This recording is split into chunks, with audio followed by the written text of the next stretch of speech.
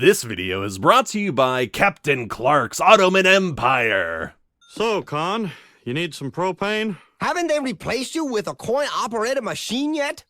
Just give me your tank. Have you ever wanted to rub your professional success in your cracker neighbor's face, drive home in your company car, have a cold back dark, and refuse to have sex with your super freaky wife in a show of dominance that is more exhilarating than any mere acquiescence could ever be? If so, then hello, Mr. Kahn, and thanks for clicking on the video. All my joking aside, this is a really conflict-heavy story where everybody is either mad, trying to make other people mad, or grappling with extreme frustration that's becoming outright depression, so they're basically all just playing Overwatch. It's all about Kahn flying a bit too close to the sun and going through a long, painful, ego-shattering fall back down to Earth. This isn't the kind of episode that you put on if you just want to have a bunch of quick laughs, or if you want to hook any new potential watchers with a classic homie episode of the series. No, Deconstructing Henry is all about putting the Supernusumpones' lives into hydraulic press and relishing in how their domestic lives shatter into slow-motion splinters. And yet, for all the hard discussions that we're about to have, I do want to preface this review by saying that it's because of the extreme likability of the characters' personalities that keeps this episode, and the series in general, from feeling too oppressively mean or resentful to enjoy. Even in the harsher storylines like this one, there is still a compassion shared between the characters, which really buys back a ton of goodwill and makes the viewing experience feel less difficult. Sure, yeah, we might be seeing a man go to pieces mentally and eventually run away from his family in a mix of frustration and shame, but it's not being framed as so life-changingly dire that we still can't have a little bit of fun. Why you keep watching me, you pervert? Somebody get the manager! The show knows exactly how to pull us back from the brink of despair and how to avoid stepping over that very grim line where things would have gotten too uncomfortably serious. Now, this isn't to say that the show should never, ever make you feel uncomfortable, as meaningful drama and relatable struggles that actually make you feel something evocative and important can really pay off, and it would be far too dismissive to always undercut your serious points by forcing inorganic jokes in, just so you can dilute your hard-earned points and make sure people don't feel too uncomfortable, But writing an episode like this is definitely still a risk, as showing a character being pushed this hard and getting as genuinely pissed off and miserable as Kahn gets can potentially ruin your reputation as being a fun show to watch. And oh sure, they'll still have Bill do an entire suicide story in the Pretty Dresses episode, but because he's so much of a bumbling, like Curly from the Three Stooges kind of figure, it's easy for us to see that episode in a more slapstick sort of way, where it rarely comes off as being actually unpleasant.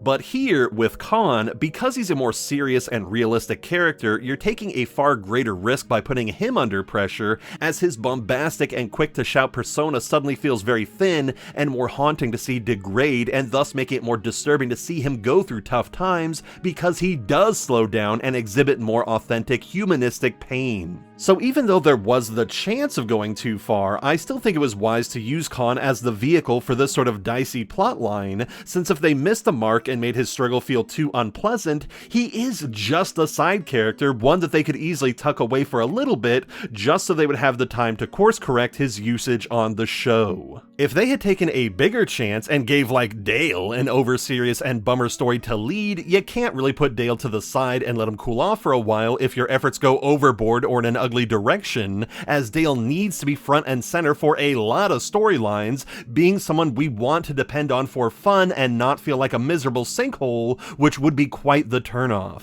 And I keep saying this was a risky thing for them to do because this is actually the first time we've given Kahn his own true spotlight episode, where even his introductory story was split pretty evenly between him and the rest of his family, and even Doggy. The writers very easily could have just given us another big adventure for him to go on, like when he and the gang went down to Mexico, but instead we are given a surprisingly vulnerable look into Kahn's psyche, and are told exactly why he acts like such a smug jerk all the time. As it turns out, the societal and racial pressure for him to succeed and be seen being successful is why he feels the compulsion to show off to Hank. It is him trying to live up to the ideas that other people have of him as an Asian American man. This is something that I've really grown to appreciate about King of the Hill throughout my journey making these reviews, because they never shied away from acknowledging how difficult and annoying it is for Kahn to be a racial other. It was prominently shown in the whole like, are you Chinese or Japanese joke. It was hammered home by how desperately he wants to be admitted into Nine Rivers, which is the only all-Asian country club in the area,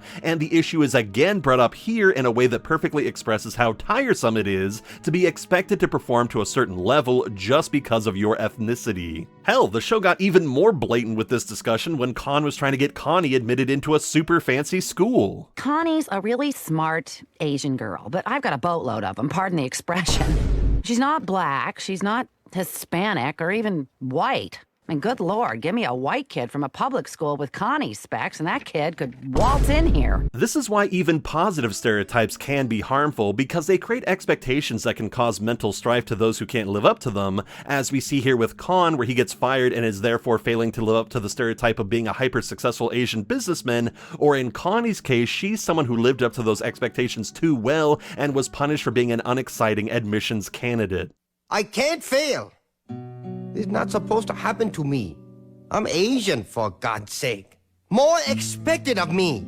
You not understand. It isn't enough for him to just make ends meet. To be in a passable career like working at a print shop, Kahn feels an unspoken need to be better than the quote-unquote hillbillies around him, which is why he is so driven to make his life more like Ted Wasana-song's, who's somebody who is able to perform this role better than Kahn can. This all speaks to a character who is hyper-motivated to climb upwards, who wants to be defined by the things that he owns and the amount of money that he makes, which is what makes him such a good foil to Hank, who is Kahn's opposite, because Hank isn't concerned with material goods as much as he finds fulfillment in his service to others and himself. But at the same time, Hank is also someone who is concerned about how others perceive him, like when he gets his embarrassing fake butt, or when he gets assaulted by Duke the Dolphin. Ugh. Hank definitely still cares what other people think about him, but it isn't in the same way that Kahn does, meaning that they're not true opposite forces, but are instead two sides of the same coin. So while we could just shrug our shoulders and say that it was Kahn's own dumb flabbermouth fault for losing his job, there was an undeniable need inside of him to show off to Hank,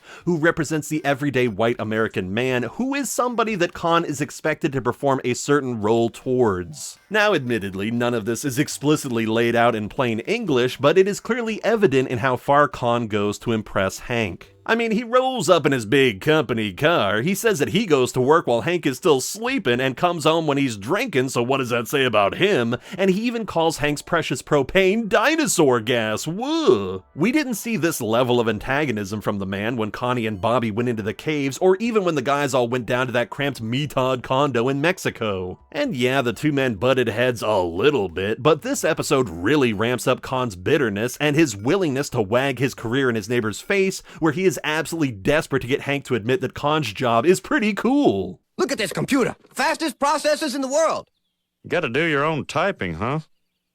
It is solely because Hank keeps minimizing Kahn's position, denying him the approval that he's trying so hard to eke out, that Kahn decides to go all out and reveal the company's big secret project, even though he is fully aware of the risks that doing such a move would bring. Fittingly, it even comes in a medium that Hank himself would find most appealing, being a super duper strong golf club that Kahn lets him use.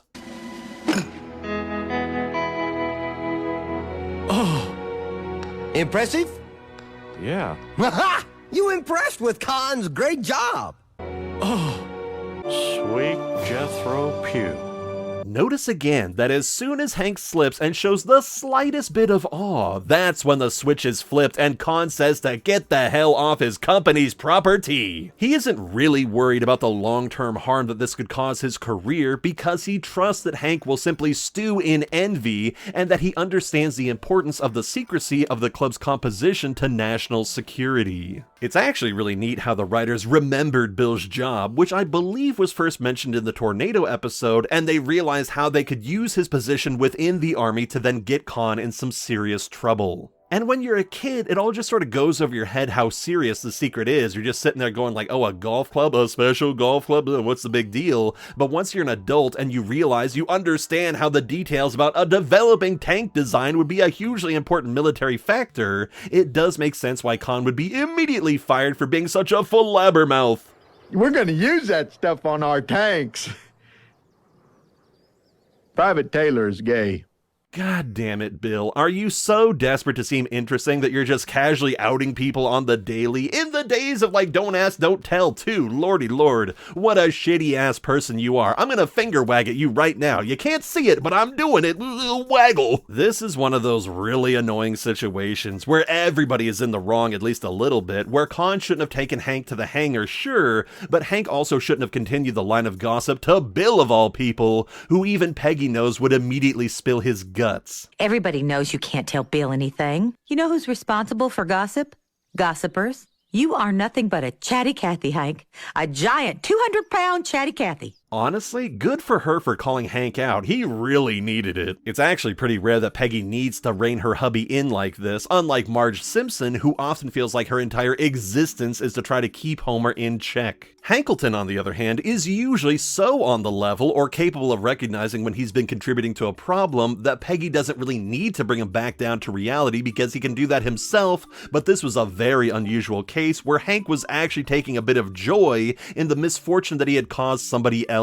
And yeah, it's all done in a very subdued Hank sort of way, where he's still very much in character and is only taking a small bit of wry pleasure in the circumstances, but this was undeniably caused by his actions, and it did need to be called out for him being a jerk. Hey, Peggy, did you hear? Kahn lost his job.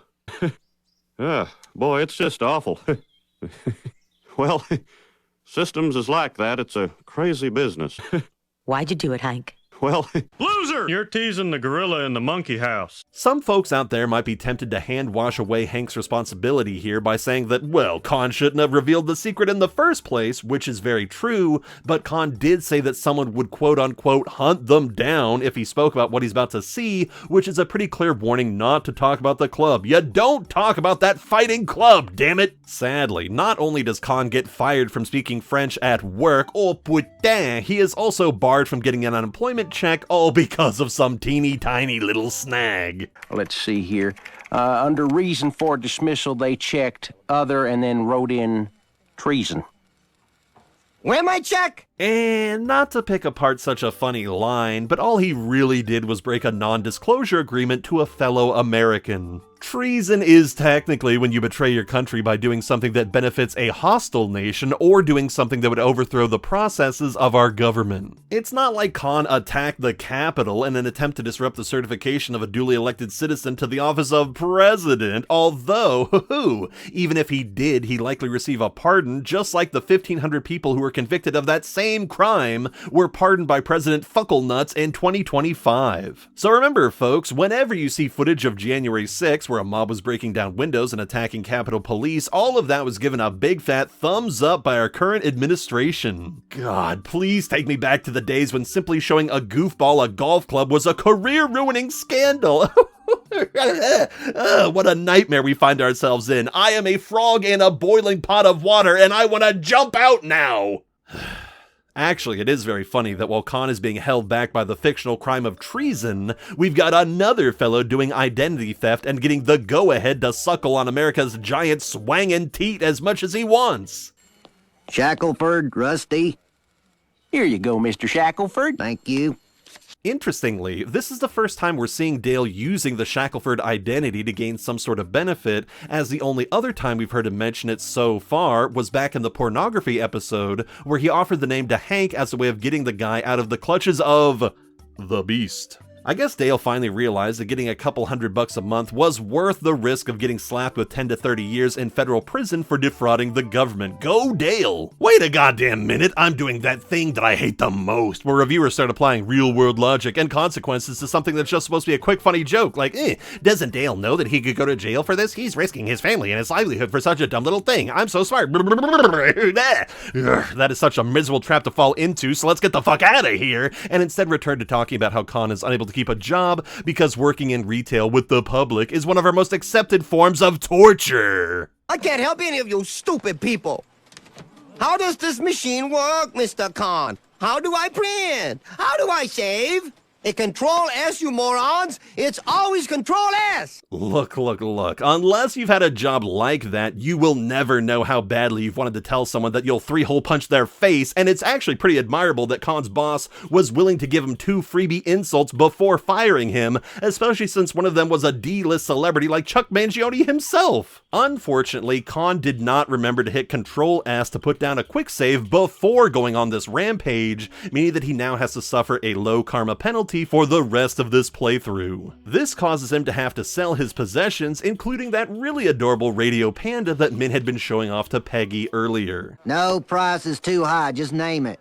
$700? Sold. I mean 800. Sold. Well, hell, considering we now know that he's getting all those fat unemployment checks, it's no wonder that Dale can afford to splurge on such an obvious ripoff. Sold! But Dale's not dealing with a healthy Kahn right now. This is someone that's trapped in a hell of his own making, where he's put into a really desperate financial situation, but doesn't want to resort to methods of making money that would, at least in his mind, demean him. This is a really potent shame that many lower class people are painfully aware of, especially these days, where accepting like food stamps or unemployment checks or moving back in with your family feels like you're accepting that you're actually just a giant loser in society. But as Uncle Iroh from Avatar: The Last Airbender once said, pride is not the opposite of shame, but its source. True humility is the only antidote to shame. This mindset is why Min is far better suited to surviving this shitstorm, and why Hank was able to keep his family afloat when Mr. Strickland let him go following the Megalomart starting to sell propane shenanigans,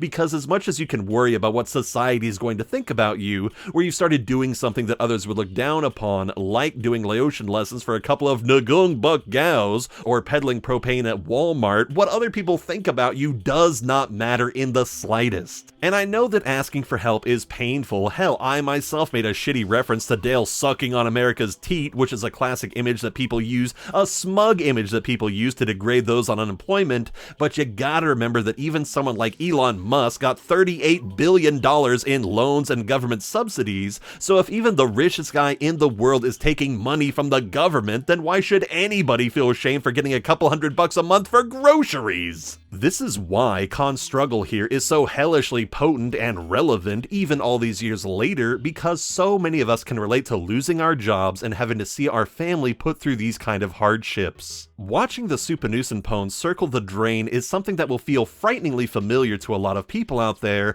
especially when Kahn's patience completely collapses and he runs off without saying where he's going. Or, if that's not something that you went through, then it's more likely that you or your parents adopted Hank's way of looking at the situation.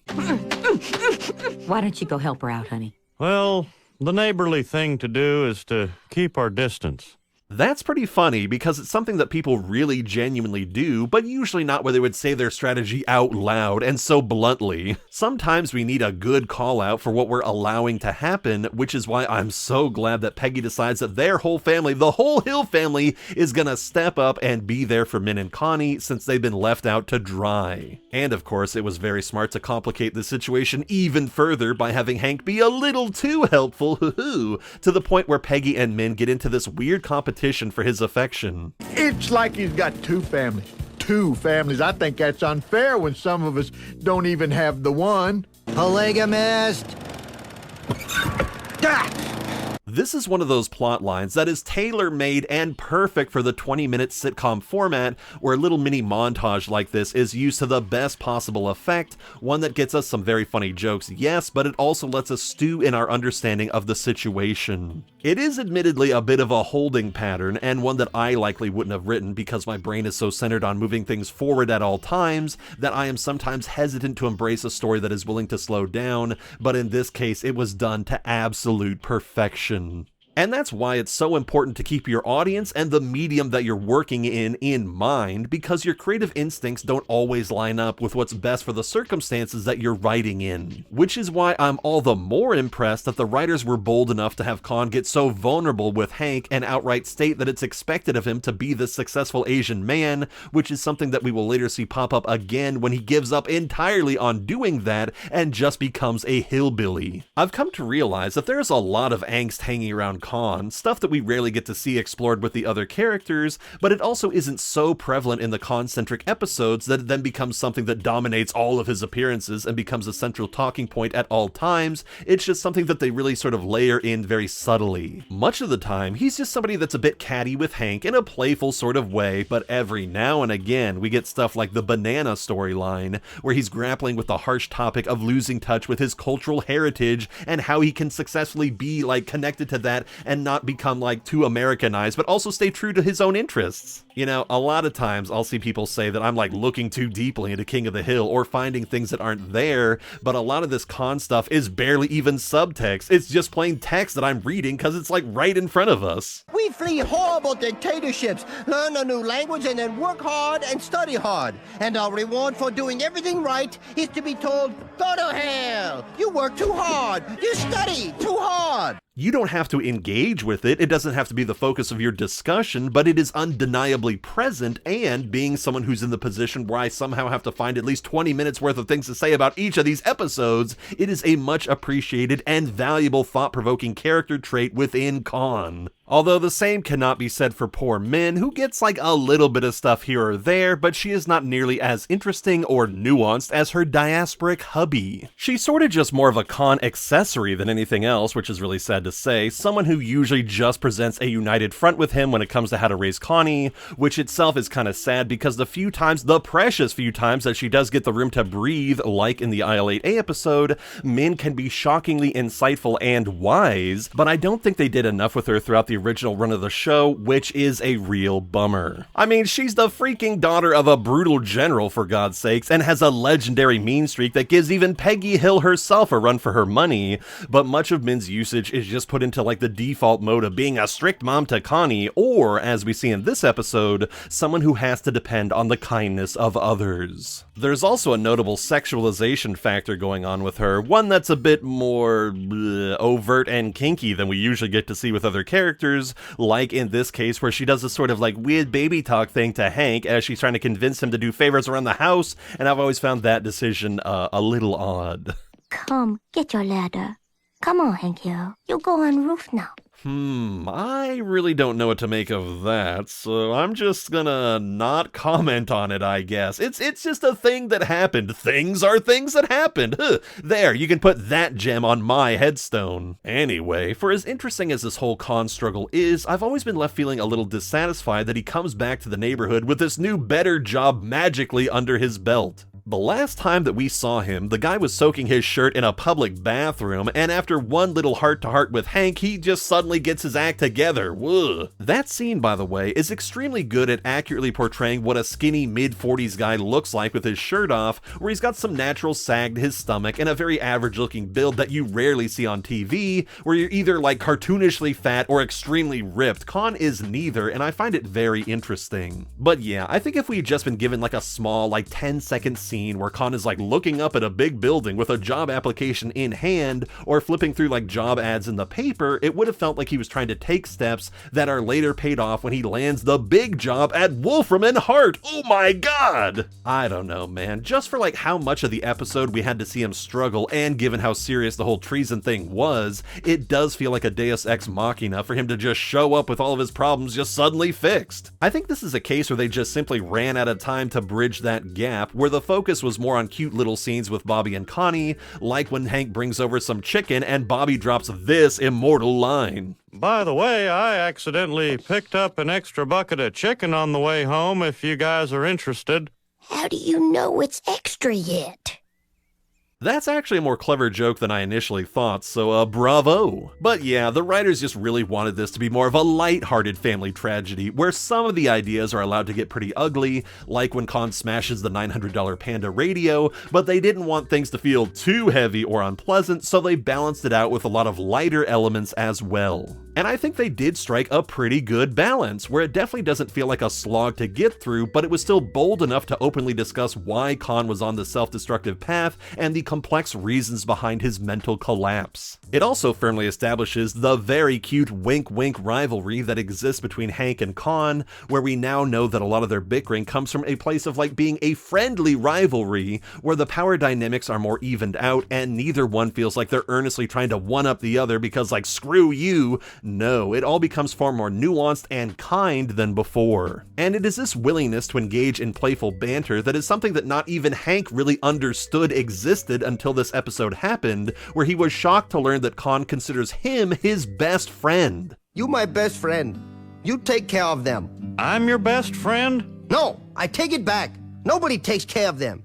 Oh, how I love that Kahn immediately tries to take it back, giving us that classic push and pull relationship of respect and trust, sure, but also prickly denial of affection that makes these kind of dynamics so compelling to see play out. It's not often that we get frenemies as good as this, and I'm very thankful that the episode ends with them really playing into the banter that, honestly, I don't know if Hank really could do with any of the other guys.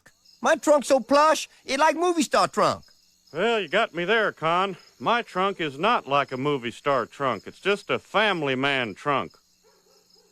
Thank you, Hank. Oh yes, that whole last scene of them doing that cute back and forth is so good that I'm willing to forgive that Kahn pulls that job in Houston out of his butt and that him having to commute 3 hours a day is more grueling than I can even imagine. I mean, you only really get about 16 hours of wakefulness each day, and that means that Kahn is spending 6 of them on the road and 8 at work. Ugh. That only leaves him 2 hours a day for making love with men and making fun of Hank Hill's dinky little house, and that ain't nearly enough time to do both. Truly, even when the man is, as his license plate suggests, a King Kahn, his life is still quite unfair. And there you go, that's my review of Deconstructing Henry. It's not one of the all-time greatest of this season, but it's one that I'm always delighted to see come up in the episode rotation. It's one of those really strong efforts that doesn't quite transcend into godhood, not because it wasn't super nice, but because the story it told just fell a little flat at the end, for me anyway. Or maybe I just feel that way because this episode had the misfortune of being juxtaposed against what is, in my opinion anyway, the best written episode of King of the Hill.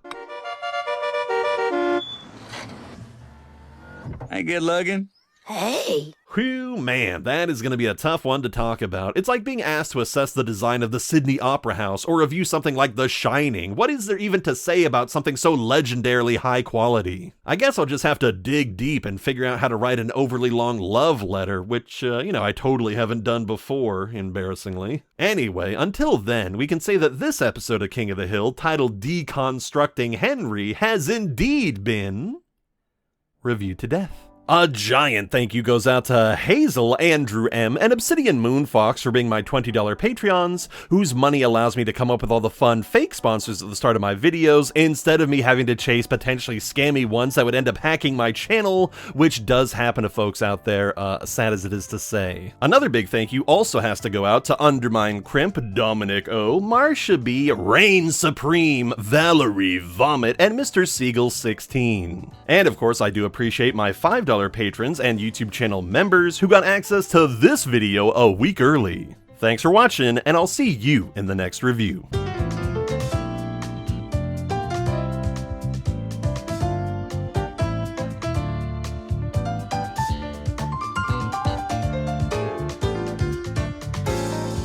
Systems manager. Well, hell, I like the sound of that. Debbie, that's your new title.